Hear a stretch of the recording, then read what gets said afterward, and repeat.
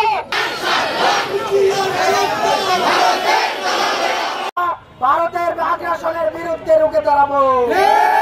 ভারতের এখন আমাদের চোখে চোখ রাঙানি হবে না।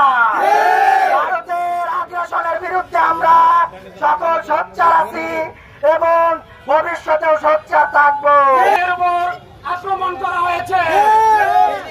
আমরা দেখেছি ভারতে আমাদের উপর যে আক্রমণ করা হলো সেটা সাম্প্রদায়িক দাঙ্গা সৃষ্টি করার জন্য তারা করেছে। আমরা এর তীব্র নিন্দা জানাচ্ছি। ভারতীয় আগ্রাসনের বিরুদ্ধে লাগার কারণে আপনার মাকে শহীদ করে দেওয়া হয়েছে। ভারতীয় আগ্রাসনের বিরুদ্ধে লাগার কারণে সাইফুল ইসলাম আলিফ ভাইকে কুপিয়ে হত্যা করা হয়েছে। আমরা এসব ইতিহাস ভুলে যাইনি।